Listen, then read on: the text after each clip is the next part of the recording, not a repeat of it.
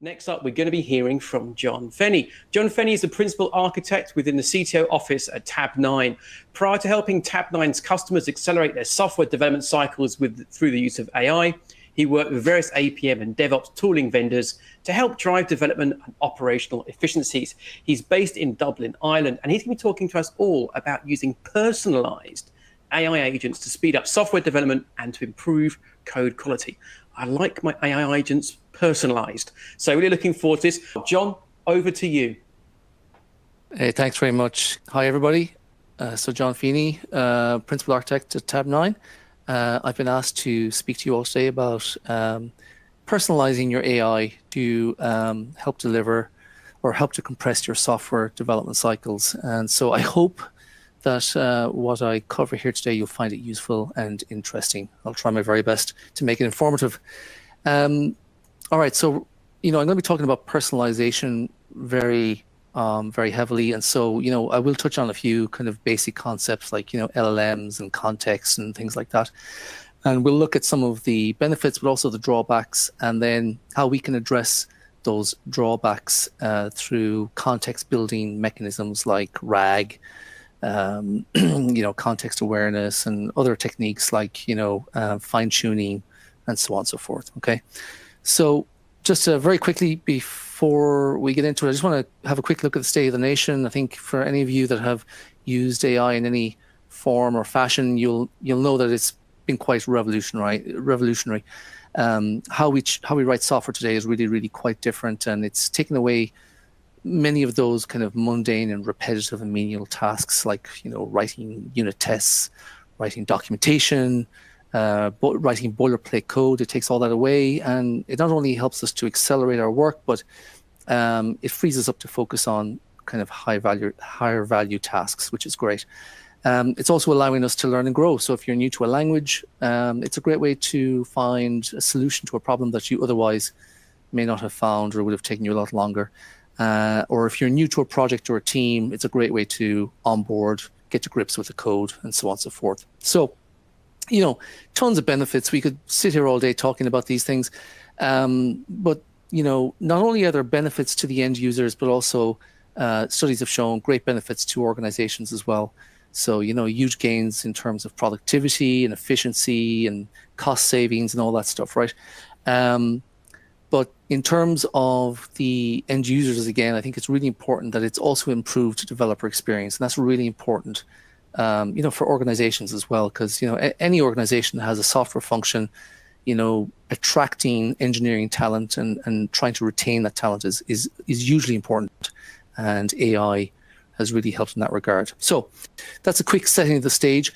Now, in spite of all that, there are some organizations that have yet to fully realize the benefits of AI, and so I found it interesting. There was a study that was carried out there, a survey by the Carnegie Mellon University.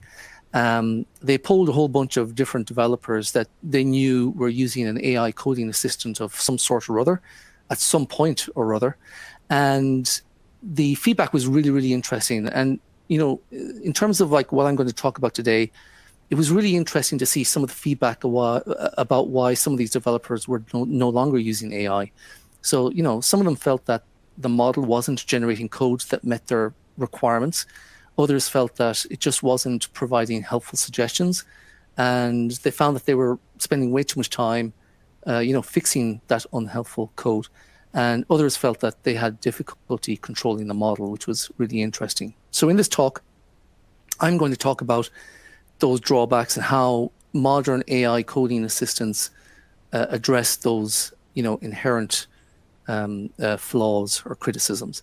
And another thing that I've thrown in there myself, which is something that I've heard a lot, is, as an organization, we just can't adopt AI because, we value our IP and our data privacy, and unless we can deploy it locally, we're not going to use it. Okay, so I'm going to take that last point first because it's a nice segue into what I want to talk about, which is LLMs in general. So just speak about this just really quickly for about a minute. We've seen this exponential growth in models and LLMs over the past year, 2 years. It's really been quite remarkable, really. So they've gone from like single-digit millions of parameters to like hundreds of millions of parameters, and now they're just a humongous in size, right? So like, Gemini from Google, I think currently stands at north of 1.7 trillion parameters, right? So they're absolutely massive, some of these models, and there's absolutely no way that you're going to run that within your data center or your private cloud. And so you can only consume it as a service, and that's obviously a bit of an impediment to some organizations. So you do have to make that trade-off when it comes to models. Now, it's an ever-evolving landscape, and we're seeing some interesting things happen, right? So we're starting to see the emergence of open source models, which are giving these larger models a run for their money, and they're evolving quite rapidly. And we're seeing in parallel as well studies that are showing that you can take a large model and you can actually reduce it to up to about half its size in terms of parameters, and that will have little or no effect on the performance of that model. And that's really, really interesting and really important as well later on when I speak about fine-tuning of models. Something for you to bear in mind. But ultimately, what this all speaks to is that, we're starting to see this trend where smaller models that are specialized at certain tasks are certainly outperforming these larger, more generalized models. And so, there are a lot more options available today.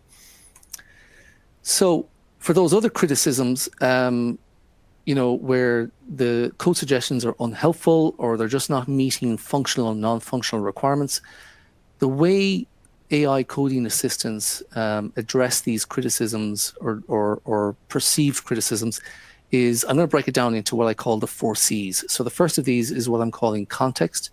And this is where we take a view of the user's local environment, their IDE, their workstation, their entire workspace, in fact. And, we try to glean as much information as we can from that space to, really provide the best possible context from which hopefully a suitable suggestion can be provided to the end user. Then we have what I'm calling connection, where as an organization, you can choose to connect some of your Git repos, expose them to the coding assistant. And, and you'll do that because there are probably really good examples or best practices of how to solve problems that are unique to your organization in there that you want to be available as code suggestions. Then we have coaching, which is really about laying down, creating these rules and creating a rule set that really stipulates how the model or the coding assistant should generate code suggestions and guidance. All right. And then finally, we have customization, which really speaks about fine-tuning of models. So this is something that you'll do if you've already explored all of the prior approaches to personalization. And, if you want to go that last mile towards your destination of a full personalized journey, this is something that you can certainly embark on. So I'm going to go into each of these in more detail. So let's start off with context. So again, a little bit of going back to basics here for a second. Modern day LLMs, they are transformer-based models. And so, they reason about sequences. So they learn specifically about the relationships that exist between entities within those sequences. And this enables them to predict what comes next in that sequence, right? So what you see on the screen here is just like a really, really simple example of how a neural network might arrive at an output, right? So this is, again, very oversimplified. It's a lot more complex than this in the real world on both sides of this equation. But hopefully you get a sense from this how important context is in terms of formulating that output, okay? So these coding assistants, they use LLMs that have typically been trained on like a huge repository of open source software. So we're talking billions of repos comprising many, many different languages, hundreds of different languages. And so as a result of this pre-training, they lend themselves very well to coding tasks and to certain code-related problems, right? So out of the box, they can solve a lot of problems without any further modifications. So if you're starting a brand new project, for example, and there are no dependencies on anything else, then what the model has been pre-trained on will be enough to answer any problems or answer any questions that you might have. However, in the world of enterprise software development, it's never as straightforward as that, where we have, very complex applications and lots of, interdependencies within those applications. So AI coding assistants, they need to go a bit further, and they need to really try to contextualize the query or the prompt in the best possible way in order to provide a suitable and helpful suggestion to the end user. And so very quickly looking at this, we can go from left to right. And so at its simplest, an AI coding assistant will look at the file that the user is currently working on. It will look at where the cursor is positioned. It will look at all of the text in the code that comes before that cursor, because in there are probably some hints or some text that will really inform what should come next as a code suggestion. Okay. Assistants will then also look at what comes after the cursor. So maybe you're calling a function that comes later in the file, and this also allows you to maybe do filling in the middle as well. Then they will also look beyond the open file. They will also look at other open files in the IDE, and they'll give priority to those files that were most recently opened. And then we get into more elaborate context building techniques, and these all fall under the umbrella term of RAG, or retrieval-augmented generation, which I will explain in a little bit more detail in a moment.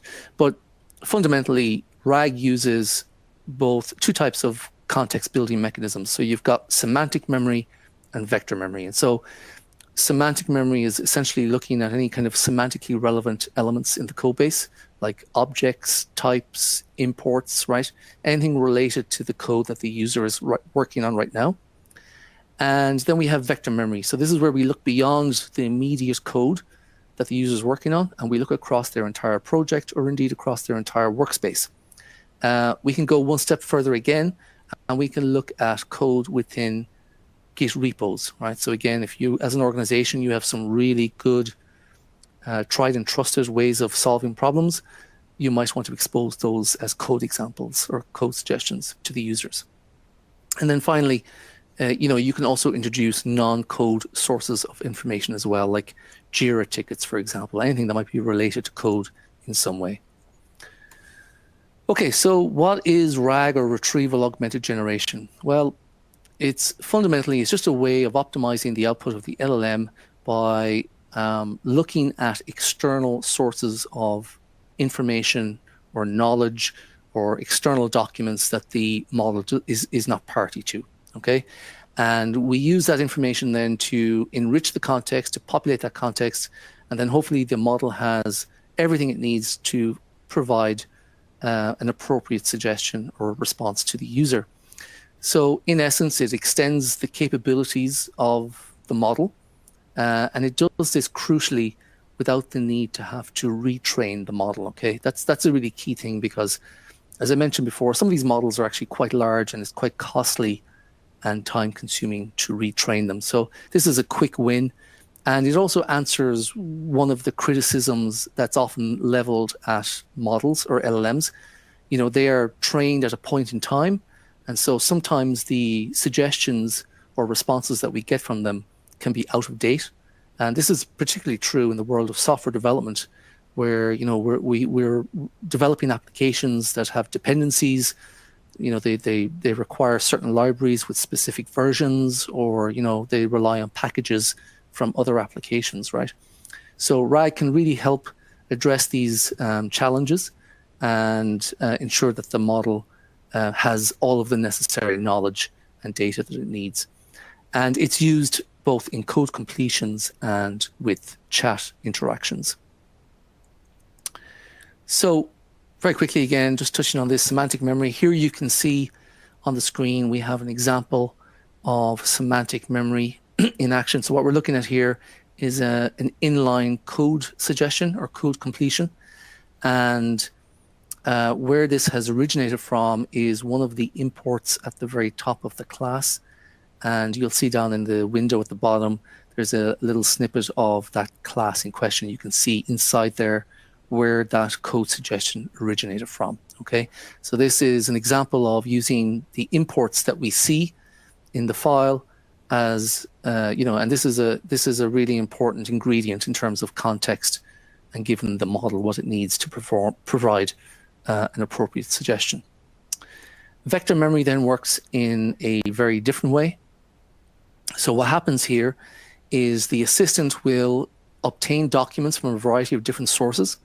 So the typical use case here is we'll take documents from the user's workspace or from their IDE. So and when I talk about documents, I'm talking about code-related documents here. So we're talking about files, classes, modules, and so on. The other area or the other source of documents can be, again, those Git repos. So, again, an organization may want to expose some of their code in their Git repos, and they'll do that for a variety of different reasons, lots of good reasons, in fact. It could be that over time, an organization has created a large collection of curated best practices and proven code, and they want to expose these safe patterns for solving, domain-specific problems to the developers. Or simply, maybe they just want to make the code as discoverable as possible, particularly in cases where you have maybe large distributed teams, or, you've got new joiners to the teams. It's going to be very useful for them. And then other organizations, they'll do this because they just want to encourage code reuse as much as possible, rather than having the developers constantly reinventing the wheel, right?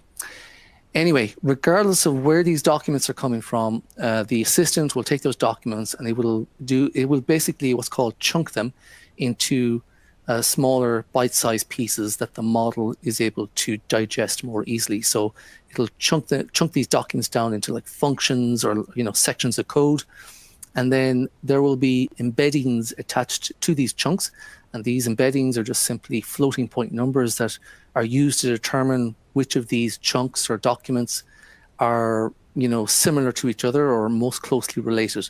And then all of this information is stored in what's called a vector store or a vector database. And this is something that happens on a continuous basis. So as we update code within our IDE, or as we push code to a Git repo, the indexer will re-index these documents and update that vector store. Okay. So this is how it works in practice. This is the life cycle of a request and a response.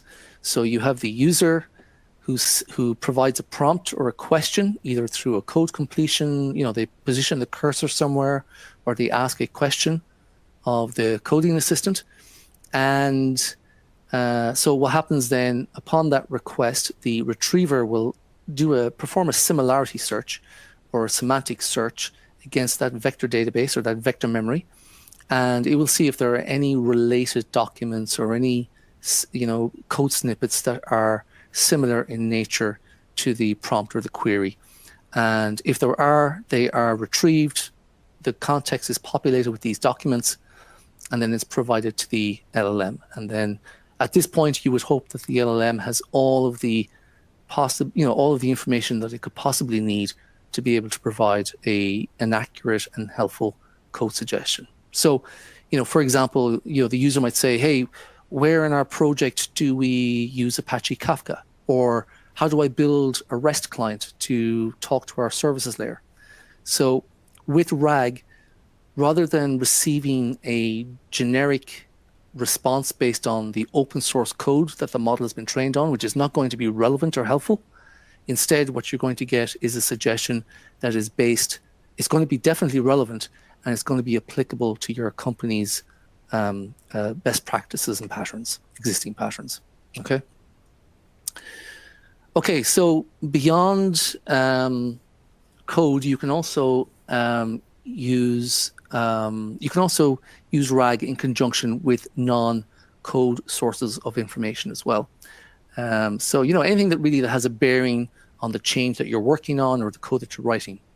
So as you know, in many organizations, a change starts with a ticket or a work item or an issue of some sort.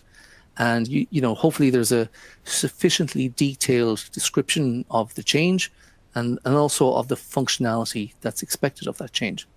So, it could be a ticket on a Kanban board.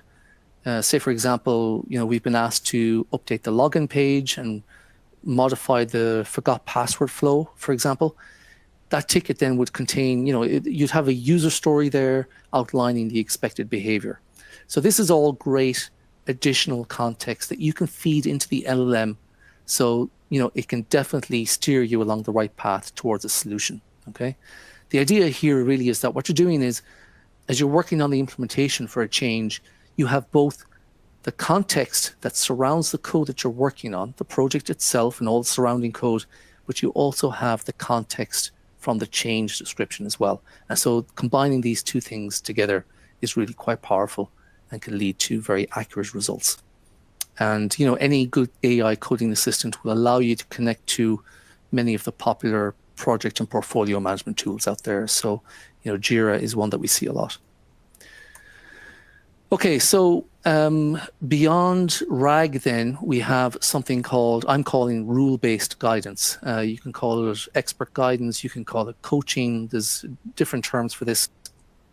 And it really addresses one of the earlier criticisms that we saw, or one of the motivations for not utilizing AI fully, which is that, the suggestions are not in line with functional or non-functional requirements.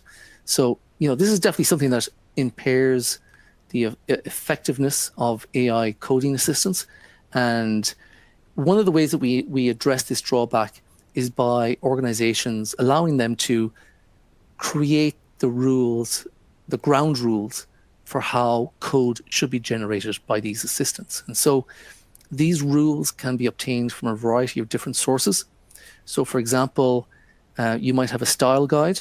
Let's say you have a Java style guide that has guidance around, let's say, cognitive complexity, right? You should not have any more than, say, 25 lines in a function, or maybe, the maximum number of parameters that any function or method takes is X, right? So this is a great source of information, or a great source for rules that the model can use. You could also, maybe you've got like a wiki page that describes the system that you're writing code for in great detail and has guidance around maybe performance and other non-functional requirements, right? And then also another superb source of rules is past pull requests or merge requests, especially ones where code review has already occurred. So, all of those code review comments, they're a great source of rules. Anyway, the whole point is that all of these rules, they're all parsed and they're consolidated into one rule set, and the rules agent will then pass these along to the model, and it can be applied then. These rules can be applied in a number of different scenarios. So the most obvious one is, when the assistant is generating real-time code suggestions to the end user through the IDE, those suggestions are going to be in line with company guidelines. The other way that they can be employed is through code review. You could have your AI coding assistant be an active participant in code reviews in PRs going forward. What the assistant will do is it'll take a look at the diff between the source branch and the target branch, and then referencing the rule set that has been provided to it, it will then, it'll be able to automatically add comments, code review comments advising, remediation suggestions for code that it deems to be suboptimal. Okay. So that's a very powerful feature called coaching or rule-based guidance. And then we have the final step in the journey, the personalization journey, and this is fine-tuning. So fine-tuning is the process of taking a pre-trained model, which is already very capable, and then adjusting its parameters so that it becomes more capable at a certain language or a certain task. And we see this a lot where companies have a niche language or a very domain-specific language, or even just a language where there's not a lot of open source examples out there. So, I've seen things like Verilog, TickleTK, and so on.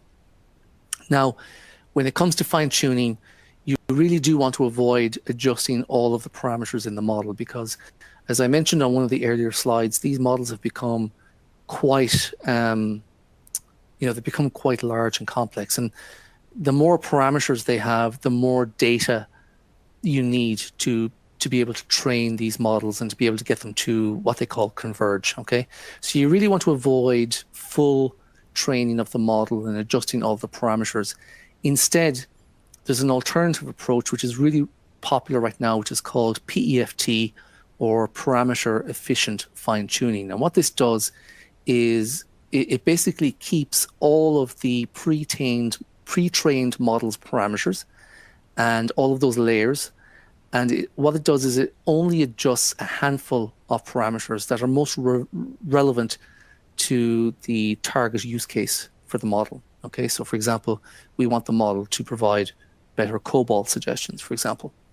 So the advantage of this approach is that we retain all of the capabilities and the learnings that the model has picked up during pre-training.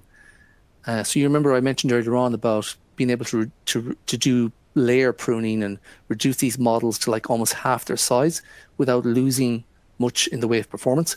Well, this is why PEFT works so well. You get to keep all of that capability while also ensuring that the model becomes very specialized and much better at a given task. Okay. What I would say generally though, in all of this exercise, data is probably the most important factor in this exercise. You've got to remember that what you put into a model, or what you get out of a model really, is only as good as what you put into it. So if you put garbage in, you're going to get garbage out, right? So when you're doing fine tuning, you want to make sure that the data is of high quality, that you've stripped out all the undesirable code, all of the legacy stuff, and that there are no anti-patterns in there. And then it's also advisable that if you're going to do fine tuning, that the code that you introduce is sufficiently different to what the model has already seen. There is no point fine-tuning on Java code unless your code is really unique in some way. And then finally, you'd want to really introduce at least a minimum of about 100,000 lines of quality code to do fine-tuning. So that's fine-tuning, and we would only advise to go down that path if you find that RAG doesn't already give you what you need. This fine-tuning will really only give you that final 10, 15, maybe even 20% of optimization. Okay, so that brings me to the end. We've talked about personalized AI, and again, I'm breaking this down into 4 pillars that I'm calling the Forsees. It's context, it's connection, coaching, and customization. And with that, I hope you've all found this chat informative and helpful. And thank you for your time.